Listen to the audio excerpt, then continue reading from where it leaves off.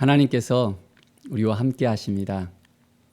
우리를 사랑해 주시고 우리의 모든 삶 가운데 늘 도와주시고 함께 하시는 하나님께서 오늘도 우리에게 말씀하실 때 우리에게 놀라운 은혜가 임하기를 바랍니다. 오늘 말씀은 누가복음 1장과 2장의 말씀입니다. 1장에 보면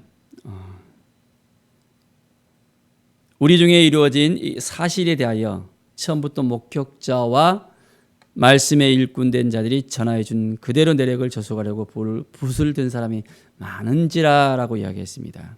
그래서 이제 나도 대어별로 각하에게 차례대로 써보는 것이 좋은 줄 알았노니라고 이야기합니다.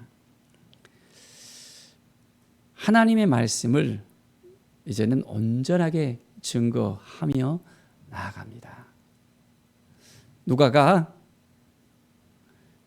하나님의 말씀을 증거하기 위해서 이제 그 붓을 들면서 하나하나 우리에게 또한 그 말씀을 증거하고 있습니다. 5절부터 보면 세례 요한의 출생에 대해서 말씀하고 있습니다. 세례 요한의 그 부모를 보면 하나님 앞에 의인이라고 또한 소개를 합니다. 주의 모든 계명과 규례대로 흠이 없이 하나님을 바라보고 하나님께 나아가는 사람들이었습니다. 그런데 그들에게 천사가 나타났습니다. 무서워하지 말라, 너의 간구함이 들린지라 했습니다. 내 아내 엘리사벳이 내게 아들을 낳았으리니 그 이름을 요한이라고 이제 또 알려주십니다. 하나님의 구원의 소식을 전할 아들이 이제 태어나게 되어집니다.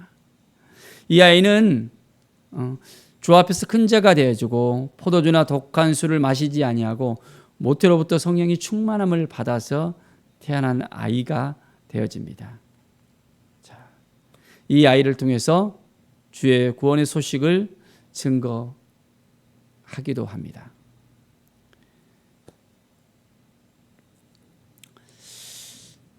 또한 1장 26절에 보면 가브리엘 천사가 또 하나님의 보내심을 받아서 나사렛 동네에 와서 마리아에게 나아갑니다. 은혜 받은 자여 평안할지어다, 주께서 너와 함께 하시다 하면서 찾아옵니다. 왜 마리아에게 찾아왔을까요? 바로 그것은 준비된 하나님의 말씀을 증거하기 위해였습니다. 어떤 말씀이었습니까? 바로 그것은 내가 잉태하여 아들을 낳으리니 그 이름을 예수라 하라 라고 이야기했습니다. 자, 그는 큰 자가 되고 지극히 높으신 하나님의 아들이라고 일컬음을 받을 거라고 이야기합니다. 그런데 처녀였습니다. 성령의 잉태함으로 말미암아 성령이 내게 임하시고 지극히 높으신 이의 능력이 너를 덮으시리라고 말씀합니다. 그래서 거룩한 이는 하나님의 아들이라고 일컬음을 받는다고 분명하게 이야기하고 있습니다. 마리아의 입장에서 어땠을까요? 정말 감당할 수 없는 그런 말을 듣기도 했습니다. 그런데 그녀에게는 믿음이 있었습니다. 주의 여정이 오니 말씀대로 내게 이루어지이다. 말씀대로 이루어질 수 있겠다라는 그 믿음이 그 안에 있었습니다. 우리는 어떤 믿음이 있습니까? 정말 말씀이 내게 임하면 아멘 하면서 그 말씀을 따라 살아가고 있습니까? 그 말씀을 쫓아 행하고 있습니까? 말씀의 변화를 우리 가운데 느낄 수 있습니까? 아니면 하나님이 말씀하시는데도 그대로 듣는 둥 마둔 둥 하고 있습니까? 우리는 매일매일 하나님의 말씀 앞에 나아가야 되고 그 말씀의 은혜를 받고 우리는 살아가야 됩니다. 하나님께서 우리를 너무너무 사랑하십니다. 오늘도 말씀하실 때 아멘으로 받아들이면서 주께서 말씀하신 대로 내게 이루어지이다. 이 약속의 말씀을 내가 받았습니다. 이 말씀이 내게 이루어지는 역사가 있게 될 것을 믿습니다라고 선포하면서 나아가시길 바랍니다. 세례 요한이 또한 출생을 합니다. 사가랴가 성령의 충만함을 받으면서 또한 찬송하며 나아갑니다. 이 아이여 내가 지극히 높으신 이의 선지자라 일컬음을 받고 주 앞에 앞서가서 그 길을 준비하여 주의 백성에게 그 죄사함을 말미암은 구원을 알게 하리니. 1장 77절의 말씀 보면 죄사함을 알게 하는 바로 세례를 베풀게 된 아이라는 것을 또한 말씀하고 있습니다.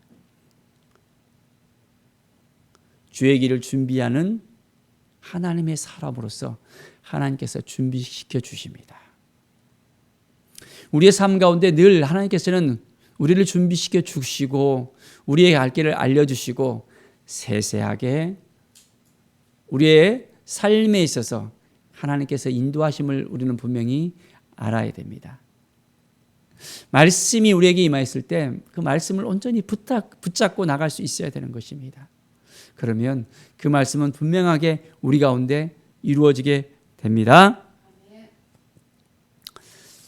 이 장에 보면 이제 예수님께서 나시면서 목자들이 예수님의 탄생 소식을 증거를 합니다. 2장 10절에 천사가 이르되 무서워하지 말라. 보라 내가 온 백성에게 미칠 큰 기쁨의 좋은 소식을 내게 전하노라. 어떤 소식이요? 기쁨의 좋은 소식을 알려준다는 것입니다. 그것이 무슨 소식이라고요? 바로 예수 그리스도의 그 나심입니다. 자, 구주가 나사시니 곧 그리스도 주시니라. 하나님께서 말씀하신 대로 예정대로 예수님께서는 이 땅에 오셨습니다. 왜 오셨을까요? 바로 그것은 우리의 죄 때문에 우리를 구원시키기 위해서 약속하신 대로 구약의 많은 예언의 말씀에 따라 바로 이 땅에 오셨다는 것입니다. 우리가 정말 예수님을 믿고 있습니까? 예수님 앞에 나가고 있습니까? 분명한 믿음을 가지고 오늘도 우리는 나가야 됩니다. 지극히 높은 곳에서는 하나님께 영광이요 땅에서는 하나님의 기뻐하시는 사람들 중에 평화로다. 이제 기쁨과 평화의 소식을 알리면서 우리 예수님께서는 이 땅에 오셨습니다. 매일매일 우리는 하나님 앞에 나아가서 예수 그리스도를 만날 수 있어야 됩니다. 주님을 만나면 우리 가운데 기쁨이 넘쳐나게 됩니다. 예수님을 만나면 우리 가운데 평안이 넘치게 되어집니다. 주님께서 주님 이 평안을 누려보셨습니까? 세상이 알 수 없는, 세상이 줄 수도 없는 이 평안을 하나님께서 바로 예수 그리스도를 통해서 우리에게 허락해 주셨습니다. 매일매일 우리는 하나님 앞에 더 가까이 나가며 말씀을 통해서 예수 그리스도의 그 사랑을 깨닫고 이제는 더욱더 구원의 그 소식을 우리가 증거하는 하나님의 사람으로서 세워줄 수 있어야 됩니다. 이제 예루살렘에 시므온이라는 사람이 있습니다. 2장 25절에 보면 이 사람은 의롭고 경건했습니다. 이스라엘의 위로를 기다리는 사람이었습니다. 그런데 그가 주의 그리스도를 보기 전에는 죽지 아니하라는 성령의 지시까지 받았었거든요. 그리고 이제 이 시므온이 이 아기를 안고 찬송을 합니다. 주제여 이제는 말씀하신 대로 종을 평안히 놓아 주시는도다. 내 눈이 주의 구원을 보았사오니 이는 만민 앞에 예비하신 것이요 이방을 비추는 빛이요 주의 백성 이스라엘의 영광이니라. 하나님을 찬송하면서 이 아이의 앞으로의 그 길에 대해서 분명하게 이야기하고 있습니다. 부모는 이 말을 듣고 깜짝 또 놀랍니다. 자, 시므온은 그들에게 축복하면서 이제 그들과 함께 했던 것을 볼 수 있습니다. 뿐만 아니라 36절에 보면 아셀리파 바노의 딸 안나가 또 나오고 있습니다. 자, 나이가 매우 많았습니다. 그런데 그가 결혼한 후 7회 동안 남편과 함께 살았지만 그 후에는 갑으로 무려 84세가 되었습니다. 오랜 시간 동안 성전을 떠나가지 않고 금식하면서 기도하면서 이제 온전히 하나님 앞에 나아가는 사람이었습니다. 예루살렘의 그 속량을 바라는 모든 사람에게 대해서 이제는 그대로 이야기하고 있습니다. 사랑하는 여러분, 온전히 하나님의 말씀을 붙잡고 우리는 살아가야 됩니다.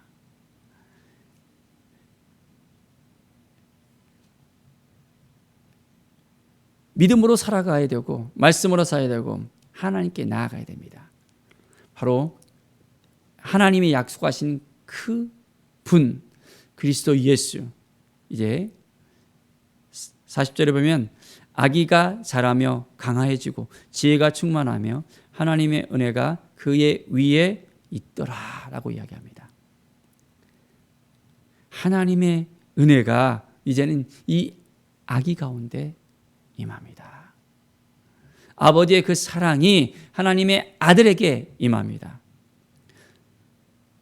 갑자기 태어난 것이 아니라, 갑자기 자라는 것이 아니라 이제는 자라며 강건해지고 지혜로워지고 점점점 이제 30세가 될 때까지, 공생애가 시작되기 전까지 준비되어지는 것을 볼 수 있습니다.